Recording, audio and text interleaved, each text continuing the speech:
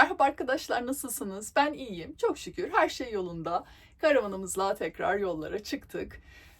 Biraz kışı güneyde geçireceğim gibi gözüküyor. Nereye gideceğiz, ne yapacağız bakarız. Videonun başında gördüğünüz sahneler Kocaeli'den, şu anda neredeyim? Balıkesir civarlarındayım. Balıkesir'e kadar olan kısımdı. Yani hazırlıklarımızı yaptık, motorumuzu yükledik. Bu arada bu sefer yanımda bir arkadaşımız daha var. Göstereyim kendisini yeri gelmişken. Evet, bir sen eksiktin diyoruz. Bu aslan parçasını da yanımıza alıyoruz. Biraz böyle meşakkatli olacak. Yani sürekli hareket halinde olunca bu böyle içerideyken dert oluyor. Dışarı çıkar içeri al falan. Arkada motor aparatının oraya bağlanabilir mi? Çok yer yok gibi bakmadım da. Şimdi uzun yolu bir bununla yapalım. Ondan sonra da niyet bir yere böyle bir yerleşmek aslında. Bir süre böyle bir sabitlenmek istiyorum. Kalmak istiyorum bir noktada. Orada da bisikletimi, motorumu indireceğim zaten. Yürüyüşümü yapacağım. Bisikletimle sporumu yapacağım. Belki bir spor salonuna yazılırım diye düşünüyorum. Hem duş işini hallederiz. Kışın daha zor oluyor şartlar. Sonra uğraşmak daha çileli geliyor bana. Sabit olursam bunların hepsini zaten yolda birlikte nasıl yapıyorum, ne yapıyorum göstereceğim size. Şimdi neredeyim? Az önce gördük. Bir otoparktayım. Balıkesir'de böyle yol üstünde bir yerde mola verdim. Çünkü geç çıkmıştım Kocaeli'den. Saat 3 müydü neydi? Zaten yavaş da gidiyorum. Böyle hava karardıktan sonra yol yapmayı da sevmediğim için böyle buralarda oksijen mi bunlar? Onlardan bir tanesinde durdum işte. Otoparkta bir problem olmadı. Güzel güzel uyudum demek isterdim ama hiç uyuyamadım. Bilmem nedendir. Soğuk olmadı. Üstümü örttüğümde ısıtıcı açmama bile gerek kalmadı. Şu an gördüğünüz üzere askılıyım. Güneş içeri öyle güzel vuruyor ki içeriği çok güzel ısıtıyor zaten. Harika bir konuma park etmişim. Böyle yüzüme vuran bir güneşle uyandım. En sevdiğim. Şimdi bir kahvemizi alalım o zaman. Hemen dibinde çünkü bir kahveci var. Ondan sonra da yolumuza koyulalım. Saat sabah 9. Nereye kadar gideriz, ne yaparız, nerede konuşlanırız? Hepsini birlikte yaşayacağız, göreceğiz. Gelin.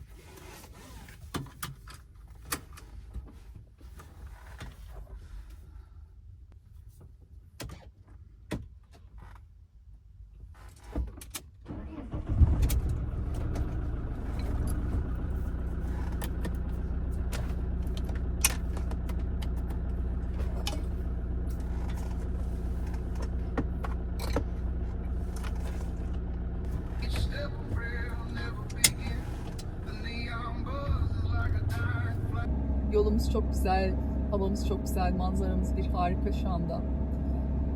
Tam size video çekecektim, annem aradı.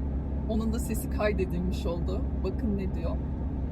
Özledim. Ben de çok özledim. Çok özledim. Ne yapacağız böyle Yasemin? İlk günler biraz zorlu geçecek, sonra geçecek ama. Öyle düşün. Öncekiler gibi. Tamam evi özledim ayrı. Eve geldim de ama kızımsız olmuyor hiçbir şey. Yo. Her eve uğrayıp bir süre ailemle kalıp sonra yola çıktığımda tekrar aynı şey oluyor. Çok zor geliyor. Bana da onlara da.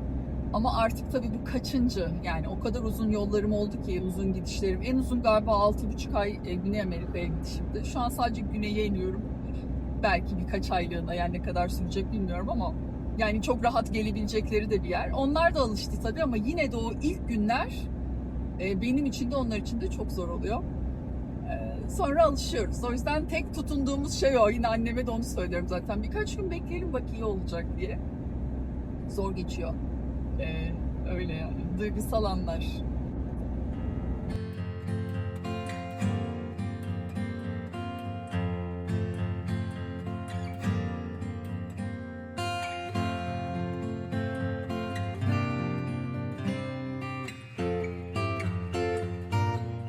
Bir kahvaltı yapalım.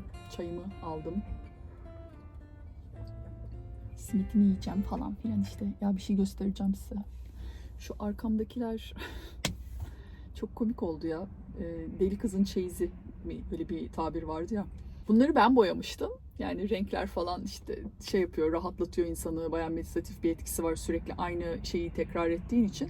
Hatta sıfırdan çizip yapmak çok daha etkili oluyor. Tam bir meditasyon. Onu da çok severek yapıyorum. Bu böyle elimde önceden aldığım bir kitapta boş böyle mandalalar. İçini kafana göre boyuyorsun.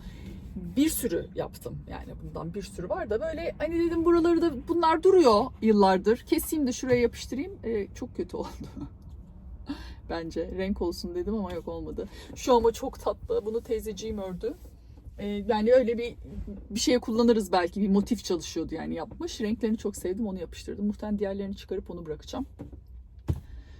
Öyle simitim nerede? Buraya arkaya bir şey yapmak istiyorum. Yani ya bir kumaş böyle renkli canlı böyle video çekerken arkamda böyle canlı canlı şeyler görsek güzel olmaz mı? Üstüm yeterince canlı değilmiş gibi. Bu arada Meksika'dan bayıla bayıla giydiğim bir panço. İçim daralıyor hafif hafif ama bir yandan da daralıyor demeyeyim de ne bileyim böyle bir işte hafif burukluklar. Yoksa yol çok güzel. Bu da fena değil. Bir çay bir bu. Bir büyük su aldım. 285 lira tuttu. Dün de buna benzer bir şey ödemiştim. Fiyatlar böyle. Karavanımda yeni bir oyuncağım var. Onu da göstereceğim birazdan size. Sonunda ya. Dünyam değişti resmen. Arkamı görebiliyorum artık. Geri görüş kamerası taktırdım. Ne kadar büyük olay değil mi? Yani çok, inip inip bakıyorum sürekli. Tek başına olduğum için çok zor oluyor. Yanında birisiyle seyahat ederken rahatsın, iniyor, söylüyor sana da. Öbür türlü milim milim. Birkaç yere de gitmiştim yani bayağıdır aklımda olan bir şey de. Yok işte abla içinden geç, of işte uzun iş abla da şöyle de böyle de falan, hani seyahat halindeyken böyle bambaşka şehirlerde denedim bir şansımı. Uğraşmak istememişlerdi. Bir de çok yüksek fiyat çekmişlerdi falan. Sağ olsun bir arkadaşımın önerisiyle bir yere gittim. İstanbul'da yaptırdım. Ekran CarPlay taktılar. Yani CarPlay vardı işte, ekranını takıyorlar herhalde, ne deniyorsa buna. Artık dolayısıyla müziğimi falan her şeyimi buradan dinleyebiliyorum da. Çünkü bayağı eski sistem, hoparlör taşıyordum ben burada. Çünkü bağlanamıyordum, dinleyemiyordum müzik istediğimi. İşte bir tek şey sıkıntı sevmedim. Telefonsuz konuşurken, buradan konuşurken inanılmaz karşıya çok ses gitmiyor yani. Sabit dururken gidiyor da hareket halindeyken çok ses alıyor. Harici mikrofon bir şey taktırmak lazım galiba. O olmamış. Onun dışında geri görüşe de daha alışamadım. Biraz görmem lazım. Çünkü o kadar geniş gösteriyor ki etrafı, birazdan göstereceğim size. Böyle dünyayı görüyorsun ama araba nerede bitiyor, nerede ne başlıyor, o biraz alışma meselesi. Böyle bu videoda böyle konuşasım var ha. Bir yerler göstereceğiz tabii elbette. Bir yerler görürüz yani herhalde. Bilmiyorum. Ama sohbet edesim var. Bir şey demek için kayıt tuşuna bastım. Ne diyecektim acaba? Ha, hatırladım. Yani eski seyahatlerimi falan düşünüyorum çalışırkenki zamanlarda. İşte bir hafta iznim vardır. Hani olmadı belki bir kere 2 hafta izin alabilmişimdir. Genelde bir hafta alabiliyorduk. Hep bir yere gitmek için acele etmen gerekir. Oraya yere varacaksın ki tatil orada başlasın. Ve yola çıktıktan sonra o alışkanlık tabii ki zaman içerisinde değişti ama en başta değişmedi. Yani yine böyle bir hani hızlıca gitme şeyim vardı galiba. Çok da hatırlamıyorum ama. Yani şu anı söyleyeyim ben size. Yani aklımda bir yer var, oraya gidiyorum ama yani gerçekten kaç günde gideceğimin hiç önemi yok. Şu an şurada oturup bunu yemek istiyorum ya. Böyle normalde inanılmaz bir vakit kaybı. Acelen olsa. Ama böyle bakarız ya, elbet gideriz zaten, hani ha orada başka yerde, çok mühim de değil. Yani bir oraya varmamın şöyle bir rahatlığı olacak. Bisikleti, motoru dediğim gibi indireceğim ve bana düştü. Yapışkanım düştü. Neyse öyle yani, yavaşlamak, acelesiz hareket etmek acayip güzel. Uyuyalım mı hep beraber? Toparlanacağım birazdan, hiç merak etmeyin.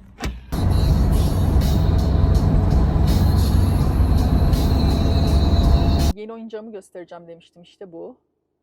Şimdi size geriye taktığımdaki açıyı bir göstereyim. Kamerayı nereye taktığımı da göstereceğim. Bakın geri vitesteyim şimdi.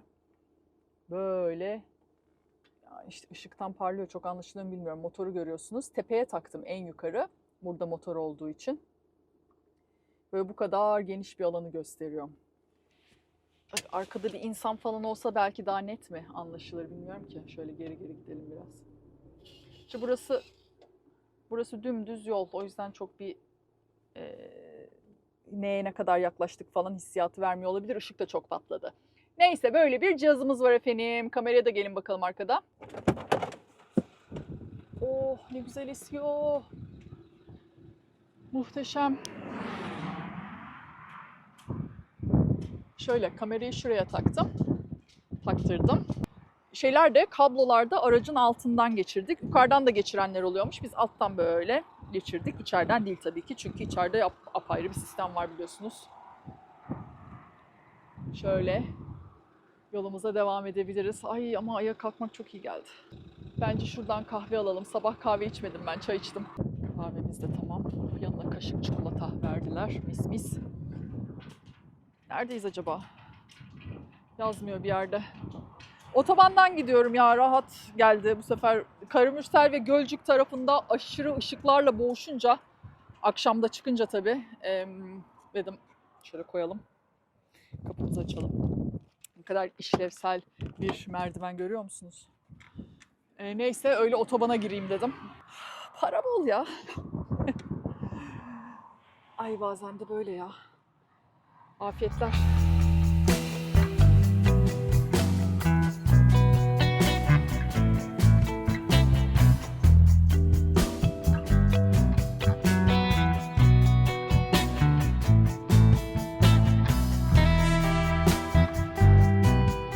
Otobandan çıktım az önce, İzmir civarındayım. 1478 lira ödedim. Yani 1400 küsür bir şey. 1500 de. Oha! Diyorum. Teşekkürler. Biliyorum çok pahalı olduğunu da, bu kadar olduğunu hiç hatırlamıyorum ya. Benim aklımda 700-800 falan var, biliyor musunuz? Sağlam.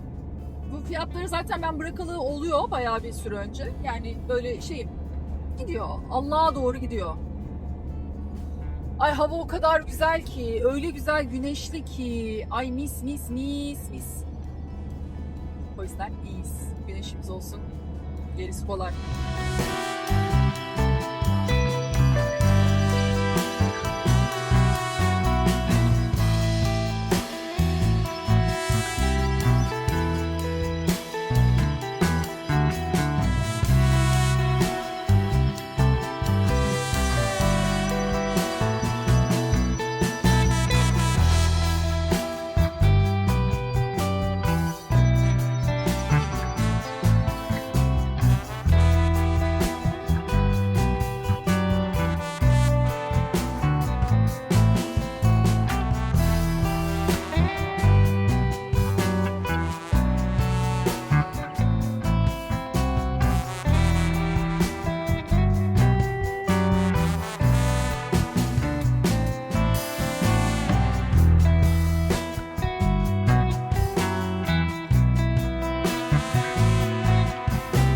Artık yerleşme zamanı, kendimize güzel bir yer bulacağız. Ama ondan önce alışverişimizi yapalım. Hazır marketin önünden geçiyorduk. Dolap tam takır kuru bakır mıydı o?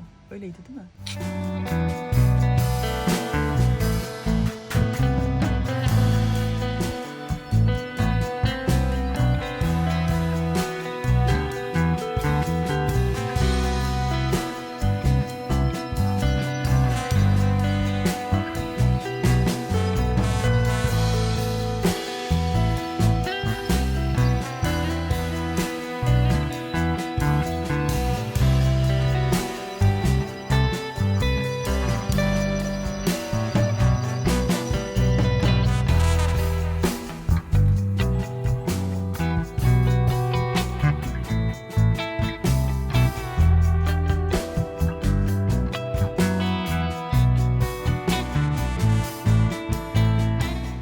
Yerleştim. Şimdi bunları yerleştirirken bir anlatayım size ne yaptım, ne ettim, nereye geldim. Evet, önce dolabımızın kilidini açıyoruz. Yolda giderken malum açılmasın diye. Bisikleti çıkardım. Artık rahatladı ortalık. Burada bir arkadaşım yaşıyor. O yüzden o çok iyi oldu. Ona gittim, sağ olsun beni ağırladı. 2 gün onda kaldım. Ondan sonra da karavanı artık çektim yerime ama en azından ona yakın olduğum için duştu. Ne bileyim işte çamaşırdı, işlerimi arada. Teşekkür ediyorum. Tekrar kendisini de halledeceğim. Bisikletimi de onun evinin bahçesine bıraktım. Böylece daha güvenli olacak. Yani burada dışarılarda bırakıp yürümeye falan gittiğimde problem olmaz. Bu dolabın kapağını böyle yazın falan bu kadar uzun süre açık bırakmıyoruz tabii. Yani kışın da gerek yok. Enerji tüketiyor boşuna. Ama şu an zaten hava çok şey değil, sıcak da değil.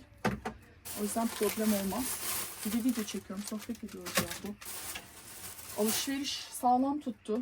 Valla salça aldım, yoğurt aldım, işte badem sütü içiyorum ben. Badem sütü, zeytin, peynir, yumurta.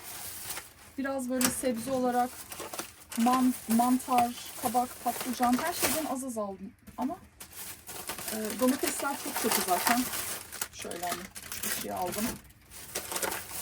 Başka ne almışım? Minik bir bal bulmam lazım yoldan. Bir de arpa şehriye almışım. Bir de minik bir ekmek. Fırına gidemedim. Yani soğan, patates az bir şey. 1800 evet 1800 tuttu. Küçük bir peynir.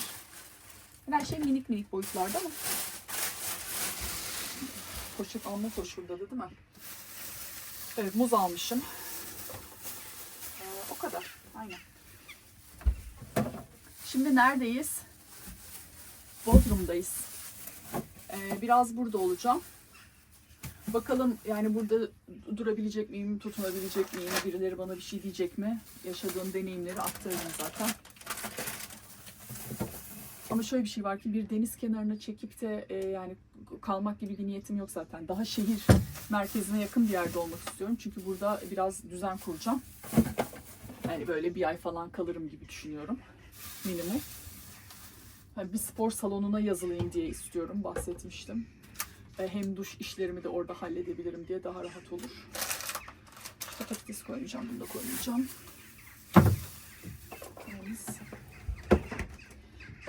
O yüzden böyle daha şehir merkezine yakın, etrafı böyle gezebileceğim, istediğimde doğa yürüyüşleri de yapabileceğim bir yer olarak düşündüğüm için Bodrum'u kışın daha sakinliyor, yazın asla gelmek istemediğim bir yer ama kışın bakalım nasıl oluyormuş. Gelmişliğim var, çok sevmiştim ama bu kadar uzun kalmamıştım niyet ettiğim kadar, onu da göreceğiz.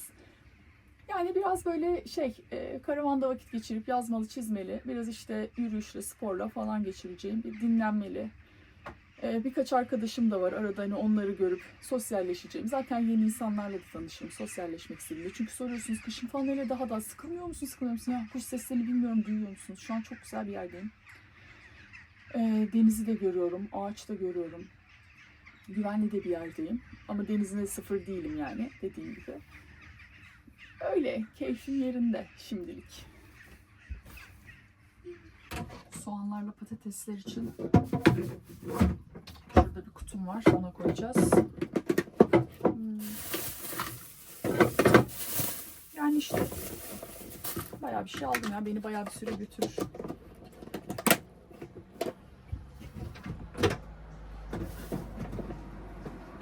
Burada büyük tüpüm var, uzun ince olanlardan. Yolculuk yaparken onu kapatıyorum. Şimdi açacağım.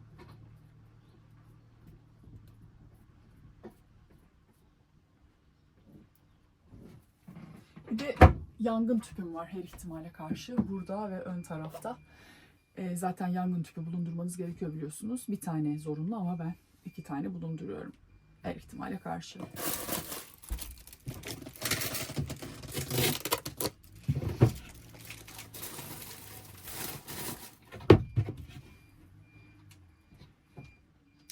Bunun kilidini takmamışız. Onu halletmem lazım. Frenini takmamışız. Abimle taktık da bunu, bu kırılmıştı. Unutmuşuz onu.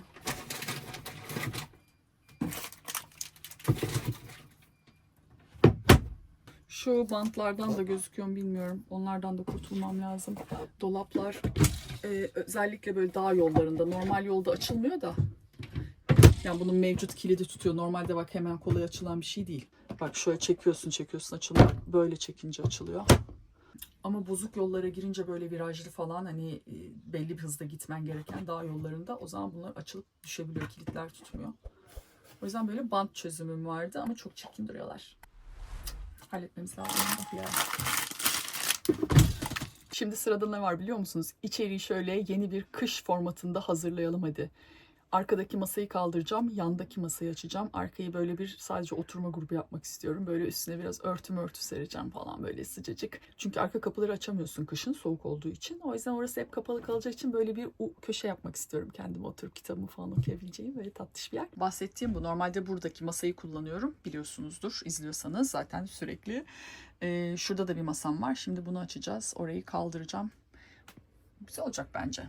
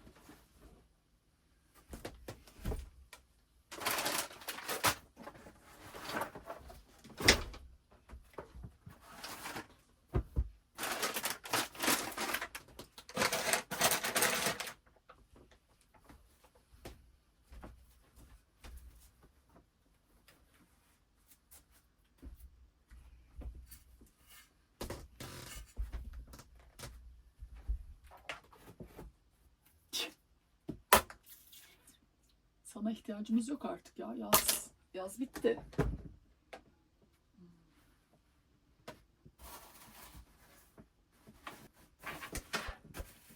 Burada da gözüm var. Gördüğünüz gibi. Ayak burada.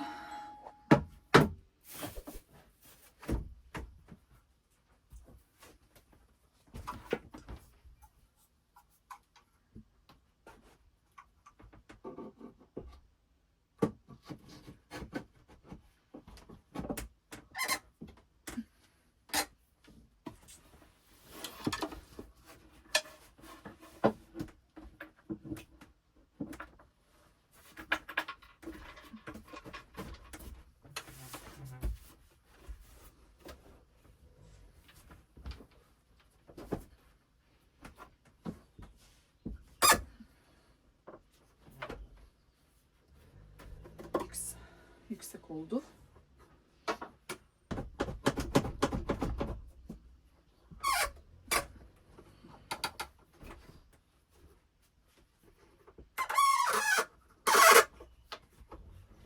Şimdi nasıl tutalım? Ne güzel şu kullanabiliriz. Evet.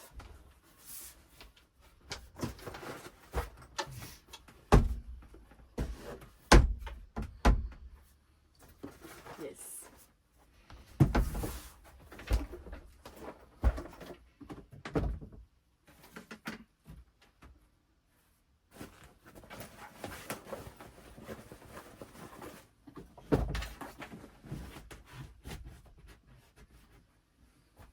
O kadar çok ekipmanım var ki. Bu da yeni oyuncağım. Üstünde dengede durmaya çalışıyorsun. Bu sonraya kalsın. Sonra oynarız bununla. Ya bu? Bacak çalışacağım diye. Allah. Sen de şöyle kenara. Bendirim var. Bu da mandala çizim şeyim ama şimdi zaten çizerim bir şeyler. Burada dursun. Örtüsünü de serelim. Değil mi ya? Lütfen yani.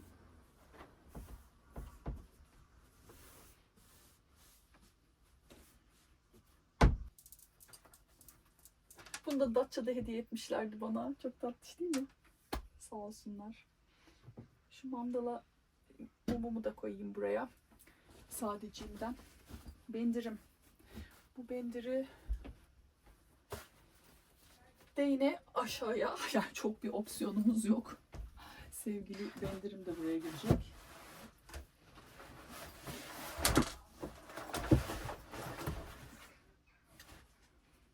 Yes. Şimdi böyle durumlarda şu sıkıntı oluyor. Bu minder arttı. Bunu ön tarafa, ön koltuğa koyacağım ki ortalıkta kalmasın.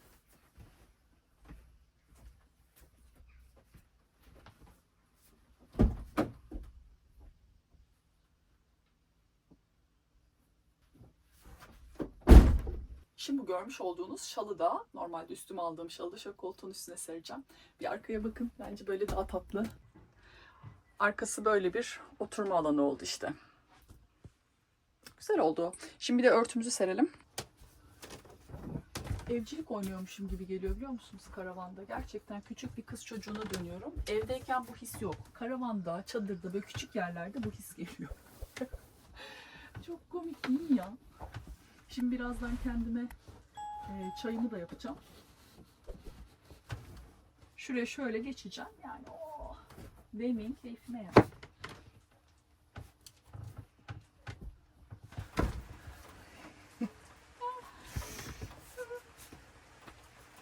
Arkadaşlar bir yağmur başladı. Sesini duyuyor musunuz? Ay hem güneş.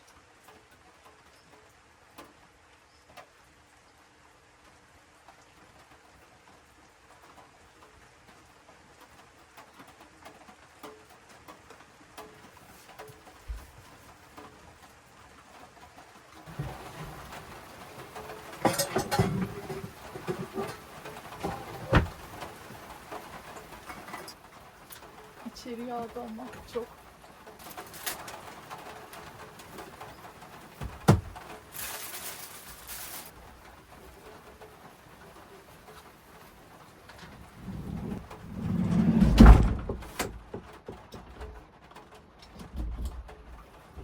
Kapıları kapatıyorum ama yağmur içeri yağıyor çünkü.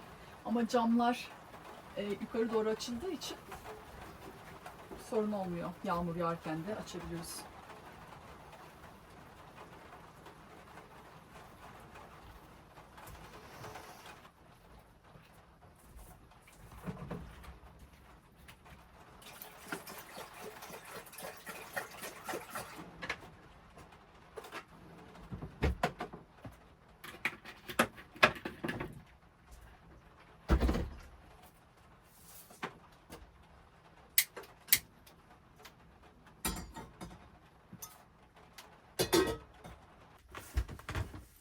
Burayı da açalım.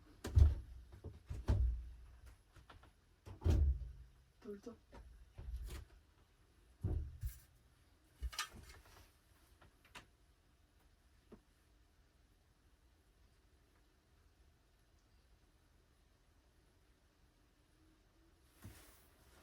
Bu koku var ya bu koku. Yani yağmur yağdıktan sonraki çok hoşuma gidiyor. Hop gene başlıyoruz.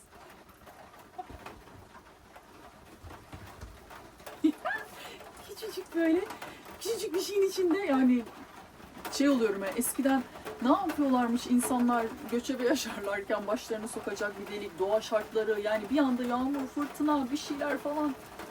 Böyle kendimi başını bir yere soktuğun anda nasıl güvende hissediyor insan? Ya ki şu an fırtına yok, çok keyifli, güvenliksel bir durum da yok da hani böyle ıslanmıyorsun, rahatsın, konforlusun ya bir kutunun içinde. Ay çok anormal güzel şu anda.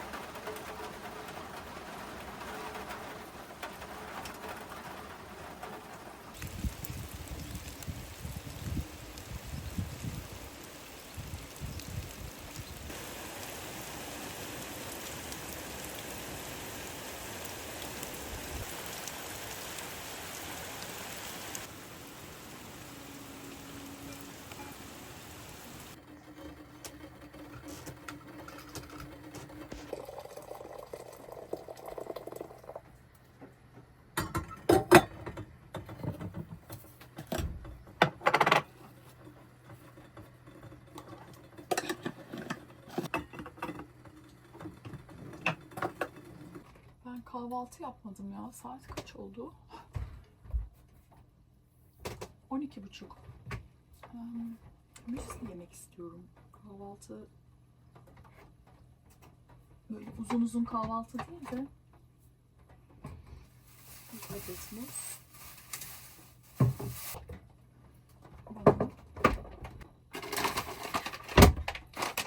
Ve yulaf ezmem.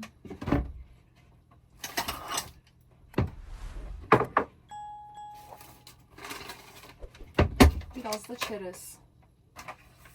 Şimdi böyle ince öğütülmüş yulaf ezmesi seviyorum ben. Onun üstüne efendim çerez, böyle fındıklı, bademli falan, kuru üzüm var içinde. Ondan sonra muz dilimleyeceğim.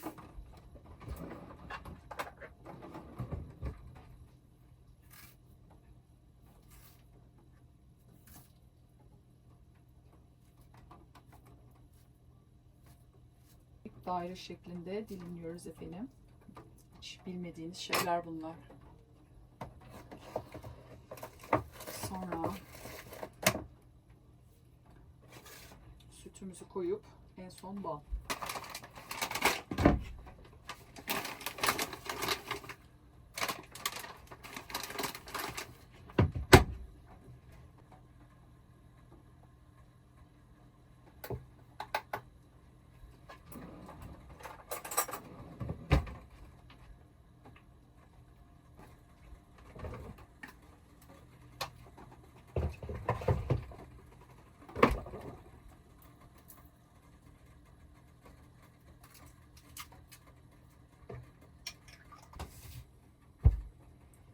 Bu tarafa geçelim. Manzaramız var orada.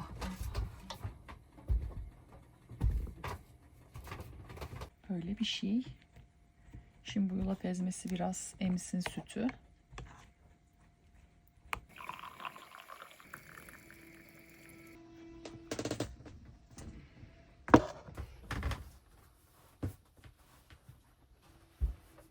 Sevgili arkadaşlar, ben şimdi kahvaltımı yaparken bir şey soracağım size. Bu tarz böyle karavan içinde videolar mı daha çok görmek istiyorsunuz? Yoksa dışarıda gezmeli mi? Bu biraz ben yine ne yaşıyorsam onu yaşayacağım da belki içine görsel olarak daha fazla karavanı eklerim. Ya da çok fazla dersiniz, daha fazla dışarıya eklerim gibi. Tabii bu konuda eşit görüşler gelirse ben yine kafama göre devam edeceğim. Ama yoğun bir şekilde bir şey üzerine fikir gelirse, şöyle olursa daha iyi olur diye, onu elimden geldiğince yapmaya çalışacağım.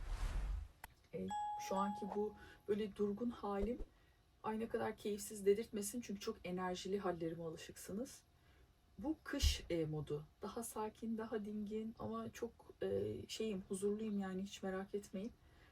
Sadece şimdi yağmur yağmış üstüne, böyle mis gibi olmuş hava, böyle karavanın içinde şimdi hafif bir müziğimi açacağım, mandalamı boyayacağım falan, böyle bir sakin yani, yavaş. O yüzden öyle yani, yoksa iyiyim. Bir de işte beğenip abone olursanız, hype atarsanız falan, onlar var yani, hatırlatmış olayım. Çok mutlu olurum.